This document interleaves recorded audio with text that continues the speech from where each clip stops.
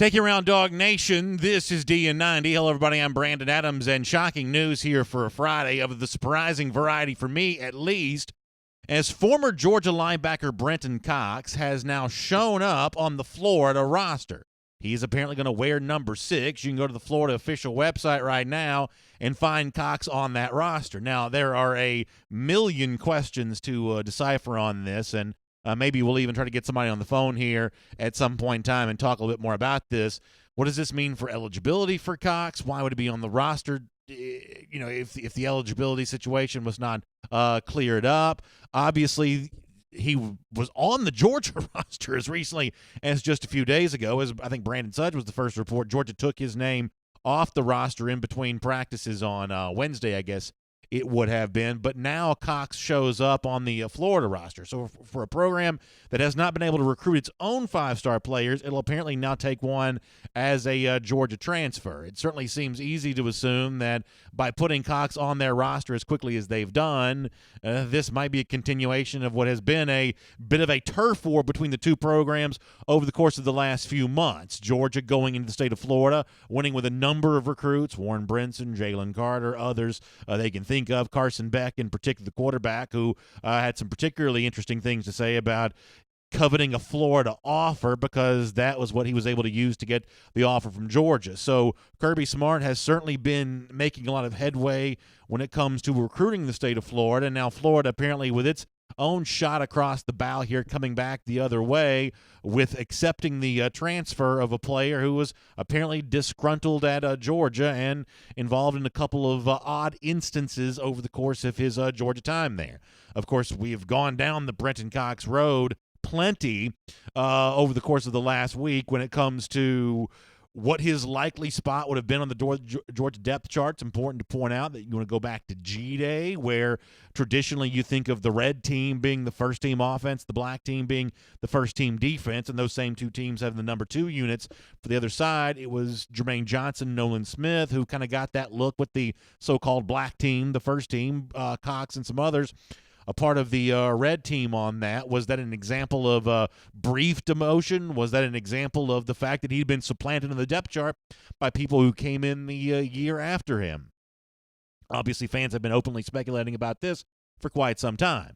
This does, though, make it a little bit easier to understand something that kind of happened yesterday when it comes to Georgia practice. I had a chance to ask Eric Stokes, because I think of Stokes as one of the team leaders, about his beliefs on Brenton Cox and what his message was to the team with Cox not being there. Stokes said, I'm going to leave talking about Brenton solely to Kirby Smart at the moment. Azeez Ojulari was later asked by another media member his thoughts on Cox. Obviously, Azeez, a part of that same position group. He also gave that same very specific, carefully worded answer of the fact that he was going to leave the discussion of Cox to Kirby Smart. Obviously, coach speak, player speak type things, that's not uncommon for Georgia players to use, but to completely sidestepping the answer all the way around and to have both players say something close to the same thing clearly seemed to be an indication that they didn't want to talk about this at all, and maybe you're left to think, well, maybe they knew more about that then than obviously we knew at the time, and we're learning about this now. So if you're just joining us, let me reset what we have and what we know, that Brenton Cox is on the Florida roster apparently. You go to the Florida website, and you can see this for yourself. Cox right there. And obviously the big question that's going to come up is, what does this mean for eligibility? And the honest truth is, I don't know. Because even from the transfers that have taken place over the course of the last year that have been a lot more traditional, you have seen wildly different handlings of those situations. You saw Justin Fields, Tate Martell get immediate eligibility with their respective schools. Fields at Ohio State, Martell at Miami, displaced because of Fields. You saw what I think of as relatively harsh treatment for Luke Ford, who seemingly had a pretty strong hardship case, was not granted immediate eligibility at Illinois, and yet just the other day, Chris Steele, who left Florida among many departures from the Florida program, he was granted immediate eligibility at USC. So you flip a coin on all this kind of stuff. The complication here is that we are up against the start of the actual semester. UGA classes, I think, begin within the next couple of days. Some of y'all can probably tell more about that. Some of y'all are actually in school. You can probably say more about that than I can. So we will literally work through all of this and try to try to make as much sense of this as we can. We'll also take some time to take some of your comments and talk about this on both Facebook and YouTube here a bit as well. So we'll kind of do all of this. Let me pull up the Facebook comments and seeing what people are saying. And as I said before, maybe as information becomes available and people kind of know what's going on, we'll get a chance to talk to some of the folks in our on the phone here and try to catch up with some other people who might be able to have a little more they can say about this situation. Jennifer Stevenson Fleming says won't play, and that's my assumption as well, that putting him on the roster may be of Mullen's attempt to make some sort of flex or whatever, but it's hard to imagine that Brenton Cox would play for Florida this season. Cyranard Watson says he was not happy because he had to fly. He had to fight for playing time, and I won't presume to know what's inside Brenton Cox's head, but I think for a lot of these five-star players, you come to a place like Georgia and you share that position group with other five-star players. I think there is a level of discomfort sometimes in knowing that, having a stake in the position race, having a spot on the field, it is not guaranteed. And in that case, Brenton's story is not unique to anybody else. There was the interesting since deleted tweet that took place this week where our colleague at the AJC, Chip Towers, wrote about the possibility that Cox might go to Georgia Tech. There have been some chatter about that because his former high school teammate at Stockbridge, Marcus Ezard, is on the Tech roster now, a former transfer himself, and that was speculated by about Chip about maybe with Jeff Collins trying to build a program there with the Yellow Jackets, that Cox might go there. There was some chatter Twitter comment section on that, as you might imagine.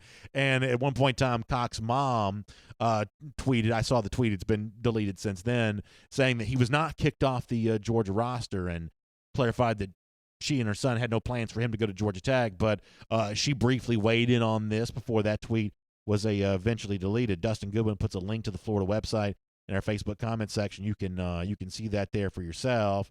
Randy Hall asking what this does to the Florida locker room. Here's the one thing I'll say in defense of Brenton for a moment, a player whom I don't have anything bad to say about one way or another.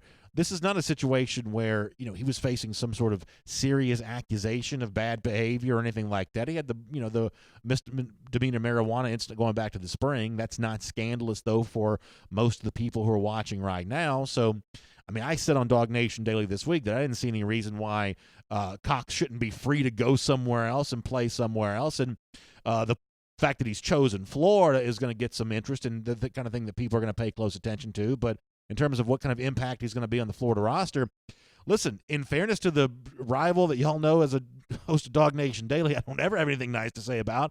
And Cox, the departed Georgia player, sometimes a change of scenery, sometimes a new look can offer a fresh scenario for Brenton. So it would not surprise me if the obvious talent that Cox possesses, great-looking football player, in other words, the obvious talent that he possesses, if that's not the kind of thing that can be used to great effect somewhere else. Apparently the program that's going to get a chance to do that is Todd Grantham, the defensive coordinator, and those Florida Gators. I would also say that this may be a pretty strong precursor of what is to come in the transfer age that we live in now. And the NCAA, it's not clear which direction they're moving in, depending on which direction the wind happens to be blowing in one day or the next, in terms of leniency or more strict analysis of various transfers. But in an age as we get more towards notification of a transfer, as opposed to permission to transfer. That was the word that was used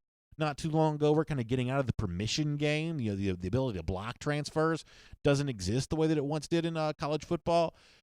Guys transferring to schools in which they could play the team they once played for, that's probably going to be more common. Now, that's already happened for Georgia some. When you think about a guy like Nick Marshall being the quarterback at Auburn, or Zach Mettenberger being the quarterback at LSU. So Georgia's already dealt with its share of some of this kind of stuff over the years.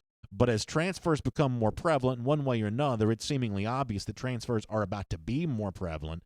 As that becomes more prevalent, we're probably going to see more things like this in college football where a guy leaves a school and then goes on to play for one of its rivals there. So let me take a few more comments and we'll keep talking about what's going on. Bryce Dixon making some suggestions about where Cox may have been on the Georgia depth chart. It is just a verifiable fact, objective truth. The Georgia roster is deeper than Florida's, both now and probably moving forward. So in terms of an easier path towards playing time, it just seems more likely that would happen at Florida. It's also interesting to note that Cox is apparently going to Florida around the same time. We've seen some guys who are also of a similar stature to Cox leaving Florida. It wasn't that long ago that Antonius Clayton, who himself was a former five-star, who had not really found a home as a part of that Gators pass rush, he transferred to Georgia Tech, the school I mentioned before, to play with the guy that he had known on the recruiting trail, the current Tech head coach Jeff Collins. It's kind of interesting to think that Florida has lost a five-star and now looks to be gaining one there as well. A lot of comments rolling in. We'll keep doing this. Frank Crowder, I mentioned former Georgia players potentially one day playing for Georgia, or playing against Georgia. An example of that could eventually be D'Angelo Gibbs as well, although Gibbs is expected to take a redshirt year at Tennessee this year, not play. So that's an example of a transfer that had happened a good while back and not a guy that's expected to play as well. So unbelievably, Mike Anderson says he now expects Georgia to continue this little spat and war between the Gators by flipping Javon Dexter. And if that's the trade that you make there, then obviously that certainly makes a lot of sense. The question continues to come up, is he going to be eligible? Listen, I'd love to be able to tell you that I'm an expert on this NCAA rule. My assumption is that he will not be eligible, will not be playing this year, that the presence on the Florida roster is simply about Florida trying to flex and make a statement here against Georgia. This rivalry between these two programs is very real right now. The perception in recruiting matters more than anything else. I'll give you a quick example of this. And this is kind of off the beaten path, but follow me just for a moment. Do you remember the other day when those emails from Urban Meyer became public and Meyer wanted it to be leaked that certain Ohio State assistants, including Zach Smith, the embattled former wide receivers coach, had been offered jobs at Alabama, whether true or not? Meyer seemed to want that out there. And in one of the emails, he wrote recruiting, ? In other words, hey, should we tell people that Alabama wants our assistant coaches? Will that help us in recruiting? I think this is Florida's attempt to help their own program in recruiting. If you can, I'm a pro wrestling fan. Some of y'all that follow and watch a lot of this stuff know that. Lex Luger shows up on Monday Nitro, completely unexpected, completely out of the clear blue. A huge talking point pre-social media. Oh my gosh, can you believe what happened? This is a total surprise. By Florida throwing this guy up on their roster, up there on their website, and maybe if we get a chance, maybe we can show a picture of that if that's technically possible. By Florida doing this is their same way of kind of making that big splash, making that big headline. Hey, look what we're able to do. Look at how cool of a place Florida is going to be. Brenton Cox wants to be here. Does that mean that other players want to be there as well? I think this is more about Florida doing that than anything else. I don't think there's any chance, at least my assumption would be, that Cox plays this year. But I think this is Florida trying to validate itself. And if you're a Florida Gator fan, you obviously really like this. I can promise you that what Florida fans are saying about Cox right now on their message boards or their streaming video shows is probably completely different than the attitude that some Georgia fans are taking care of as kind of taking when it comes to this kind of stuff. But if I had to guess, that's what this is more about, not about eligibility this year, but Florida's belief that name looks really good on that website right now. Let me see if I can pop over to the YouTube comment section. We'll get a few of those as well and let people weigh in, and we'll try to give you some more facts and all this as it becomes available. A really wild situation for those of you just joining us as part of this live edition of DN90 as Brenton Cox, but we've done our share of live Brenton Cox videos. Cox now on the Florida roster. Looks like he is going to Florida. So let's see what else is going on here. Rain Soldier says if he does badmouth this, it'll only hurt them. Yeah, I mean, listen. Players leaving a program and not being happy about the way they were treated in that program is a story as old as time. So if you were to stick a microphone in Brenton Cox's face, I don't know if that's ever going to happen. I don't really know what Florida's media policy would even be. But if you were to do something like that and have that player say, no, I wasn't happy there, I'm honestly not quite so sure how scandalous that really is. I mean, it is just a fact that on a deep and talented roster, not everyone's going to be happy. In fact, on most teams at a given time, we don't see this in our own eyes, but on most teams in a given time, there's a lot of dissatisfaction about the way that players are being used and players themselves being unhappy about the way they are being used. So, Cox sour about something at Georgia, that's just kind of par for the course, right? I mean, that's not the kind of thing that I think any of us ought to be scandalized by. And, if he goes to Florida and one day plays against Georgia in some future game, my guess is he'll have extra motivation there in that game. But there's already so much motivation for the Georgia-Florida game as it is. I'm not even quite sure how much spicier you can actually make it, although this might make it a little bit spicy. It is fair to say, though, that Azeez Ojulari, in the midst of kind of deferring to Kirby Smart yesterday to speak more on Brenton Cox, did have some kind words to say about him, did call him a brother. So, a lot of times this really is a business decision that Cox doesn't feel that Georgia's the best place for him. Maybe Georgia didn't feel that Cox was the best fit for the program. It was reported, after all, and by at least one outlet, that he was dismissed, not choosing to leave as his own regard, but dismissed from the program. Sometimes this really is just a business decision. Georgia needs its 11 best, or its 22 best if you want to count depth. Georgia needs its 22 best on defense. Didn't think that Cox was that. Cox, his side of the story would probably be that Georgia wasn't using his skill set as effectively as it could. Therefore, he's going to go to Florida because he believes that Todd Grantham's going to be able to do that better and use that better. And ultimately, this just kind of comes down to that business part of this. And if the players probably understand that maybe as much as anybody does. Mark Morris, going back to Kirby Smart's phrase, after the whole spring game attendance brouhaha and everything else that came up with that, Kirby said that we're going to do our talking with our helmets. My guess is, even though I don't know many of the Georgia players have too much ill will towards Cox, I think this probably only intensifies the overall rivalry that exists between Georgia and Florida, and probably does add a little bit more juice to that. I think that Mark's right to bring that up, for sure on that. Will says, I'm not going to badmouth an athlete, but it'll be BS if he gets eligible immediately. So I don't believe that Florida has made the move that it's made today because it hopes to get eligibility. In fact, y'all got to think about this. I mean, Florida practice has already started. Remember, Florida started its practices well before everybody else did. They started theirs a week earlier because they play a week earlier. So from Mullen and Grantham's perspective, to add a guy like this into the fold, and up in the competition, the work that's already been going, that's actually a potential damaging dynamic to the team overall. But if I understand this NCAA rule correctly, even if you're not eligible, you can still practice. So Cox, even if he doesn't play, can still plan on practicing. Connor wants to show us something. Okay, so this is from the Florida official website here, and you see down there number 6. That is Brenton Cox, the 247-pound linebacker, the sophomore from Stockbridge, Georgia. So that's what you can see on the Florida website, and that is the thing that kind of gets everybody up and running here today. So that's what it looks like on the website. So just to rehash my opinion on this, I'm, as I said before, NCAA rules I don't believe will prohibit Cox from being able to practice with Florida, but I don't believe this is about Florida's hope that he becomes eligible immediately. They've been practicing for a long time, now already. For me, this is about Florida wanting to send a strong message about it being the place to be for players that they believe of the caliber that Brenton Cox is. Sounds like we're going to have some other stuff kind of going on here in just a moment. Looks like Connor Riley's going to join us. We'll talk to him about this a little bit, too. He's been all over the internet getting the story up for DogNation.com, so he may have some other stuff to add on this. Derek Tillman says C.C. Jefferson was a former 5-star like Brenton Cox. Let me see if I can get C.C.'s comment. That's not going to come in too good. All right, sorry about that. Frank Crowder says coaches leave all the time, so if Cox believes Florida is a better place for him, then so be it. He's not the first Georgia player to end up at Florida, just took a different route. I actually kind of agree with that. I mean, I for the most part favor liberal transfer rules. Now, it's certainly a different era for college football, and you're going to have, players playing against their former team, and that is a little awkward, I guess, in some regards. But for the most part, I'm actually fairly in favor of liberal transfer rules, even for players,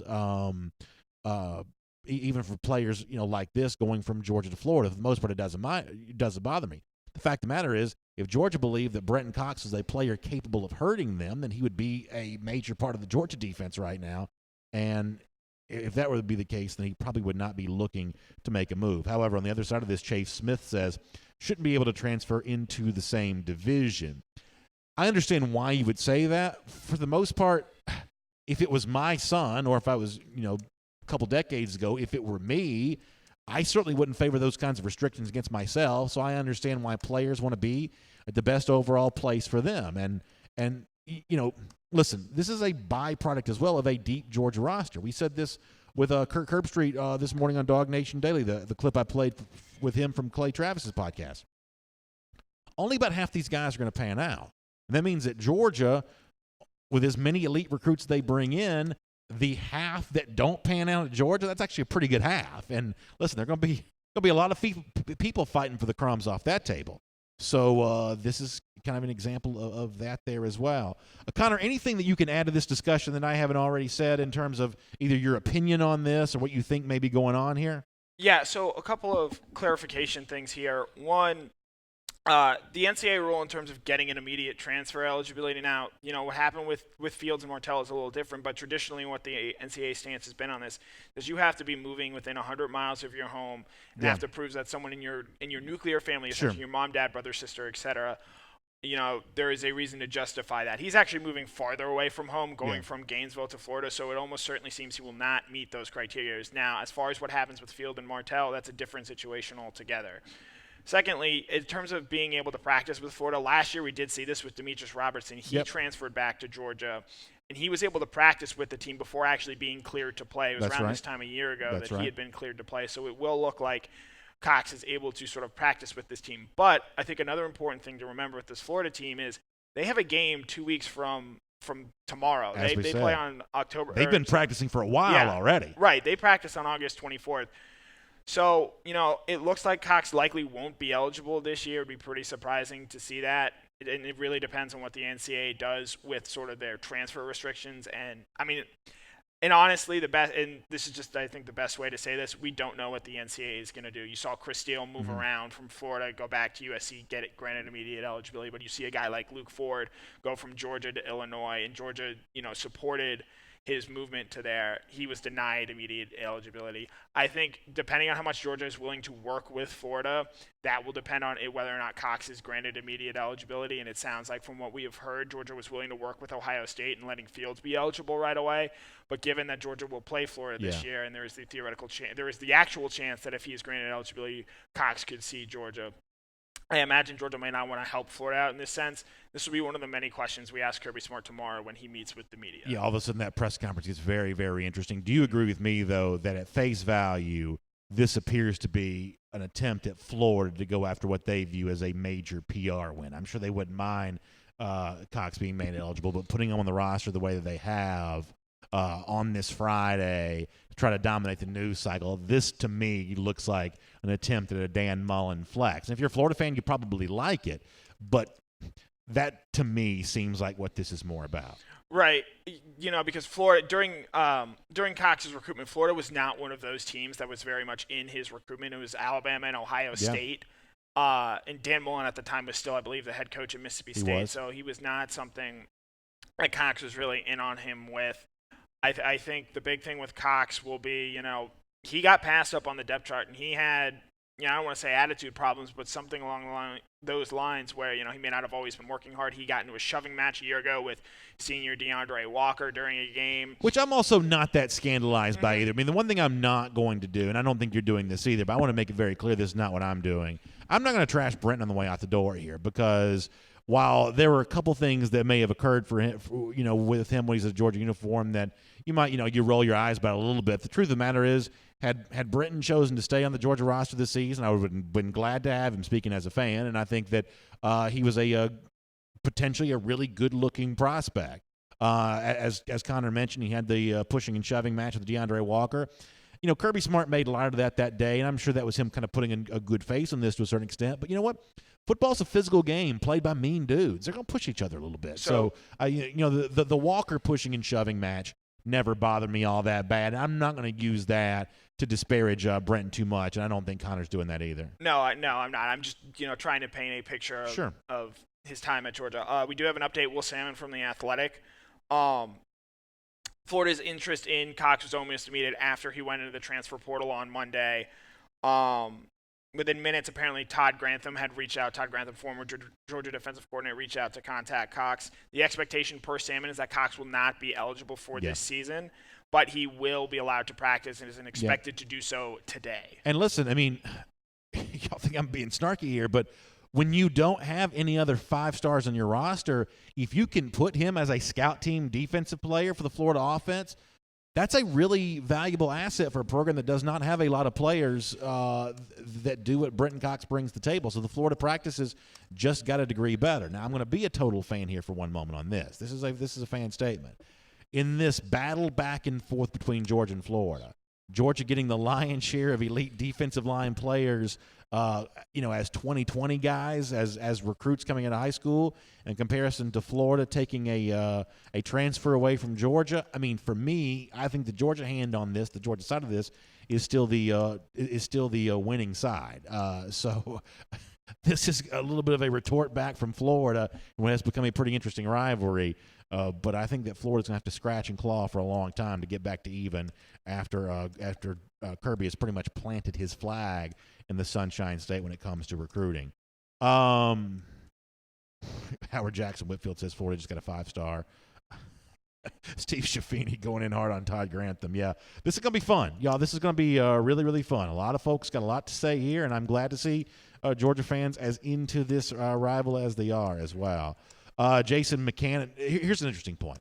He says, Brenton Cox is going to go to Florida, and he's going to hand over a copy of UGA's playbook.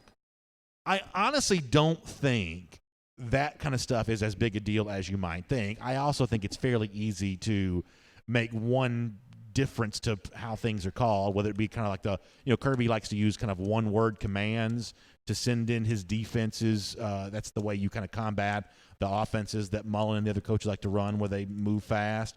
Kirby likes to send very simple one-word type commands to get defenses lined up. You can obviously change that pretty quick. I don't think Brenton Cox got the nuclear code, y'all. I do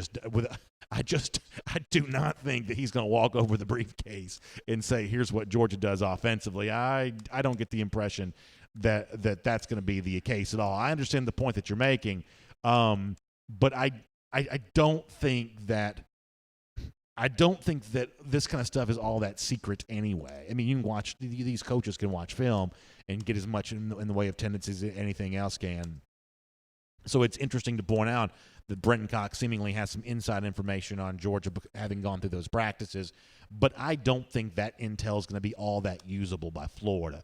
Connor, do you agree with me on that Brenton likely doesn't know enough to damage Georgia in terms of his experience within the program? Yes, as far as physically, having a copy of the playbook and handing it to Florida, this stuff is all done on iPads now. Georgia can remotely wipe that iPad, and so that there's essentially nothing on it if he somehow didn't even have to turn it in.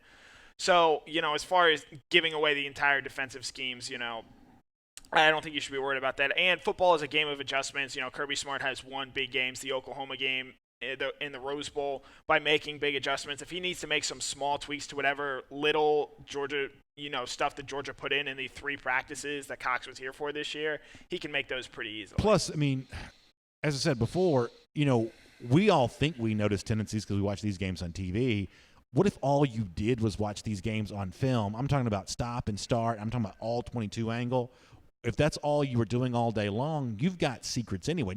For the most part, none of this stuff is really secret. It's about the players executing the philosophies that the coaches want to instill there. I understand where that's coming from, though. Will says college football just needs to freaking start. Here's the one point I'll agree with on Will. I'd watch Georgia play Florida right this second if I could. I'd fast forward this button all the way to Jacksonville. This game cannot get here soon enough. So the Notre Dame get here soon enough. So the Notre Dame game has been talked about as the most sort of hyped, interesting game for Georgia football this season from a national perspective. Is the Florida game now because of this, because of adding in the Cox drama into it, is it now the game you are most looking forward to this season? No doubt about it. Elite GB says right this second.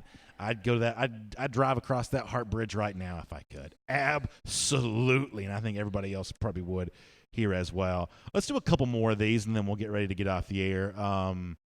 Stan Scarborough says the same thing. Can't we just play ball? Yeah, y'all. You better believe that. Lee Bridges says, even if Dan knows the entire defensive playbook, it doesn't help all that much. Yeah, I kind of agree with that. Tyler Stanfield says, give him eligibility. We all want that smoke. I mean, fair or not, you've heard the phrase before that politics ain't beanbag. College football isn't either. I don't know that Brenton Cox is a bad guy. In fact, I don't have any reason to believe that he is. You better believe, though, he just became one of the biggest villains in Georgia football history.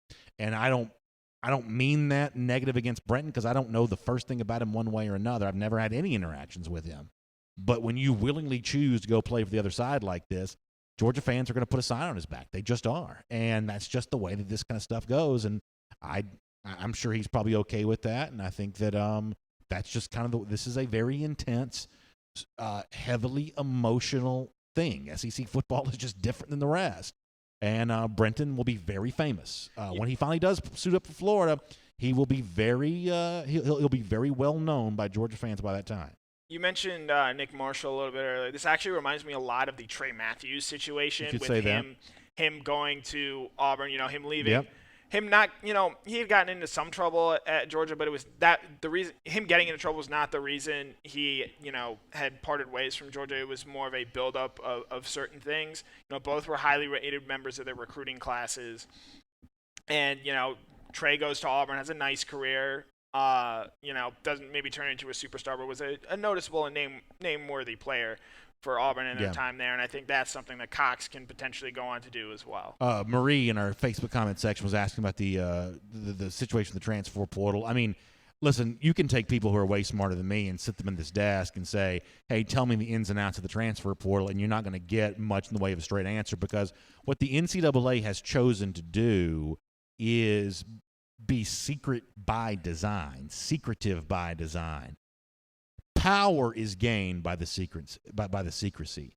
Transparency distributes power evenly. All of a sudden now you know why the powers that be are making the choices they're making because they're making it in a transparent fashion. That's not what the NCAA wants. The NCAA wants absolute power to deliberate behind closed doors and treat this one kid one way and this other kid the other way. That's why no one could say for sure, even though it seemed unlikely, that's why no one could say for sure that Brenton Cox definitely wouldn't play.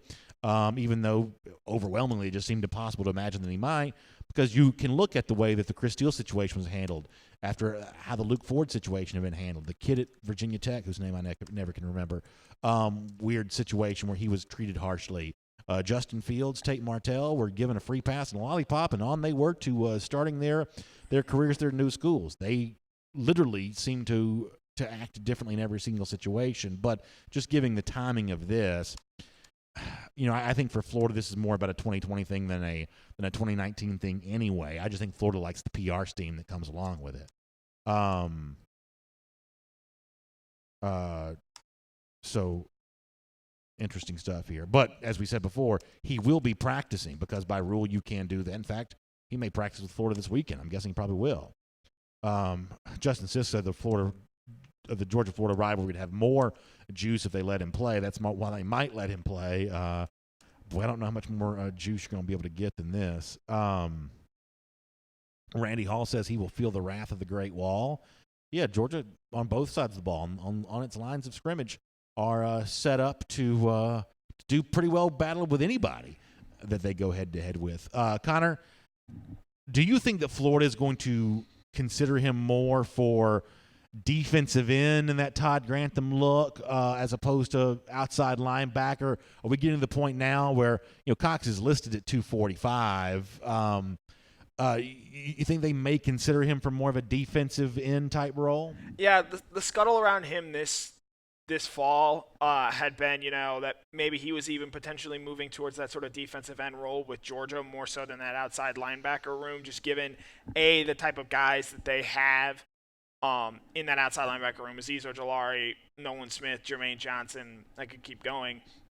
But, also just pure size-wise in terms of height and weight, he was pretty clearly the biggest guy among those outside linebackers. And you wonder how Georgia likes to sort of move their guys around, their outside linebackers around a little bit. Maybe he might have been better suited for that sort of defensive end role that Georgia uses, like a Malik Herring, or even maybe a Jonathan Ledbetter type. I mean, listen, when he first came in, I was very excited about Brenton's future because I had seen him. We always do that Touchdown Club of Atlanta awards banquet every year. So 2 Januaries ago when he came into that, suit and tie, he was already in great physical condition. So he'll be warmly welcomed on the Florida roster almost for sure on that. So if you're just joining us, former Georgia player, now at Florida. Georgia and Florida hated each other before. They still hate each other. They may hate each other a little bit more now. So things are the way they should be in the world. Almost no one thinks Cox will play this year. He will practice, and it is just going to be another big old mess between these SEC teams when all of these guys start getting together here because there is backstory on top of backstory when it comes to this rivalry. So there's a story up at DogNation.com. You can read about that. You can react to this more at the forum at forum.dognation.com. And we will hear from Kirby Smart on this tomorrow. Connor, I know you turned your microphone off. Turn it back on for 1 second. Sometimes when Kirby Smart is facing tough situations, he kind of reads, careful language. Is there a need to be careful about this? Can't he just speak openly? This is not Holloman getting kicked off the team. This is not even a rest situation from the spring. This is a player that was either kicked off or choose to leave on his own. Do you think Kirby will speak openly about this? And he's not going to trash the kid. Nobody would want him to. But do you think Kirby will be forthcoming on this, or is this going to be we're worried about Vanderbilt type of thing from him tomorrow? I think he's going to be as brief as possible. I don't think he needs to be, to your point, I don't think he needs to be cryptic or secretive on this. However, I think that's how he's going to choose to handle it. He'll say something along the lines of, we wish Brenton Cox the best in the future, and but as a team, we're excited and focused on the guys that are here and now. Do you think he will clarify? Because this word matters. Do you think he will say, was it Tuesday? Yeah, on Tuesday, Monday. Yeah, on Monday, we made the decision to dismiss Brenton Cox from the team. Because that one word, if Kirby Smart says we kicked him off, that one word would carry a lot of weight in terms of how all of this is perceived. And if Florida's playing the PR game here, then Georgia certainly has a chance to do that as well, but you're putting the player in the middle of all of this, which Kirby Smart may want to take the high road and just not do. And I think to the point that you made, because that word dismissed might carry so much weight, I think that's the specific reason Kirby Smart will not go out and say something along the lines of that. I think he'll try and keep it as vague as possible. And to Georgia's benefit, I know everyone wants more liberal transfer rules, but seeing Brenton Cox this year might not necessarily excite this Georgia team.